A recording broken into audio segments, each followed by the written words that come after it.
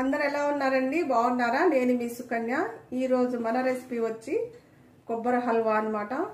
చాలా చాలా రుచిగా ఉంటది. అంతేకాదు కొబ్బరి బెల్లం పిల్లలకు చాలా మంచిది హెల్త్ కి. ఎప్పుడు ఒకేలా కాకుండా ఈసారి కొబ్బరి హల్వా ట్రై చేయండి. చాలా చాలా రుచిగా ఉంటదన్నమాట. చూసారు కదా?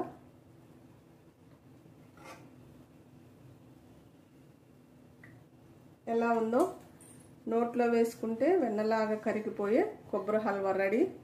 దీని తయారీ విధానం చూసేయండి ఒకసారి. స్టవ్ వెలిగించుకొని బాండీ పెట్టుకొని ఒక 2 టేబుల్ స్పూన్ల దాకా పెసరపప్పు తీసుకోవాలి. ఇవి కొంచెం దోరగా వేయించుకుందాం. పచ్చివాసన పోయి కొంచెం ఎర్రగా కలర్ మారితే కదా అప్పుడు స్టవ్ కట్టేసుకోవాలి మనం. చూసారు కదా కలర్ మారిపోయి. ఇప్పుడు మనం ఈ చల్లగా అయినాక చిన్న మిక్సీ జార్ ఉంటుంది కదా, ఆ జార్లో వేసుకొని కొంచెం బరకగా పౌడర్ లాగా చేసుకోవాలి. ఇప్పుడు మనం ఇలాంటి పెద్ద మిక్సీ జార్ తీసుకొని ముందుగా మనం రెడీ చేసుకుని పెసర పౌడర్ దీంట్లో వేసుకోండి.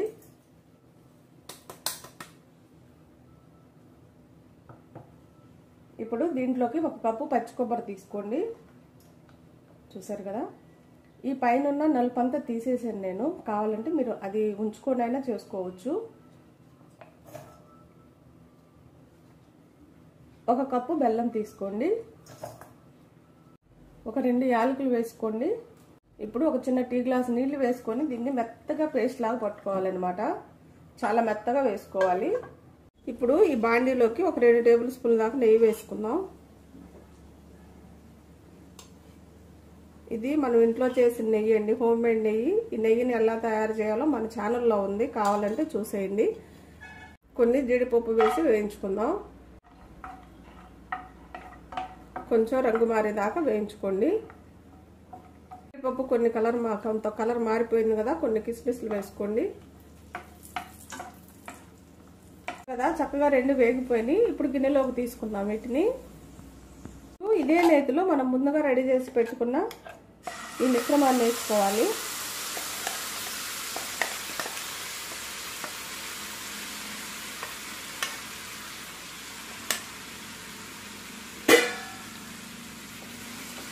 ఇది మనం ఉండకట్టకుండా కలుపుతూ ఉండాలి. ఇప్పుడు అది వేసుకున్నాక ఒక 2 టేబుల్ స్పూన్ల దాకా బియ్యం పిండి వేసుకోండి. ఇప్పుడు ఈ బియ్యం పిండి ఇదంతా కూడా కలుపుతూ ఉండాలి, ఉండలు లేకుండా. ఇప్పుడు మనం ఒక చిటికెడు ఉప్పు వేసుకుందాం.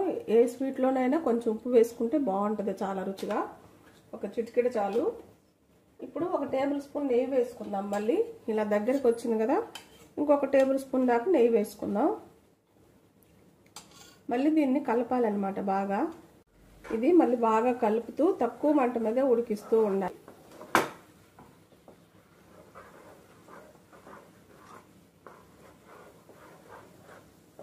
ఇంకొక 2 నిమిషాలు కలుపుకోవాలి దీన్ని బాగా. మనం మళ్ళీ నెయ్యి వేసి ఒక 2 నిమిషాలు కలిపినాక ఇంకొక స్పూన్ నెయ్యి వేసుకోవాలి.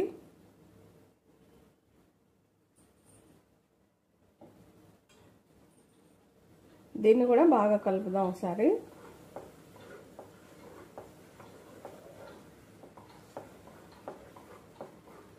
ఇంకొక 2 నిమిషాలు ఇలా కలిపి స్టవ్ కట్టేసుకుందాం. మన కొబ్బరి హల్వా రెడీ అయిపోయింది. మనం వేసిన నెయ్యి అంతా కూడా బయటకు వస్తుంది చూడండి. ఇలా వచ్చినప్పుడు మనం స్టవ్ కట్టేసుకోవాలన్నమాట. ఇప్పుడు మనం ముందుగా వేయించి పెట్టుకున్న జీడిపప్పు కిస్మిస్ వేసుకుందాం. ఒక్కసారి మనం కలిపేసి దించేసుకోవటమే.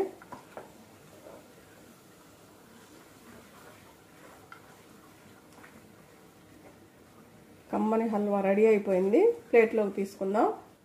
మనం హల్వాని ప్లేట్లోకి కూడా తీసుకున్నామండి. కొబ్బరి హల్వా చాలా రుచిగా ఉంటుంది. అంతేకాదు ఎప్పుడు బొంబాయి రవ్వతో సేమియాతోనే కాకుండా ఇలా కొబ్బరితో కూడా ట్రై చేయండి. చాలా రుచిగా ఉంటుంది. చాలా సింపుల్గా కూడా అయిపోతుంది. పిల్లలైనా పెద్దలైనా చాలా ఇష్టంగా తింటారు. కొబ్బరి బెల్లం హెల్త్కి చాలా మంచిది కదా. కంపల్సరిగా ట్రై చేయండి. ఎలా వచ్చిందో కామెంట్ చేయండి. నా వీడియోస్ కానీ మీకు నచ్చినట్టయితే లైక్, షేర్, సబ్స్క్రైబ్.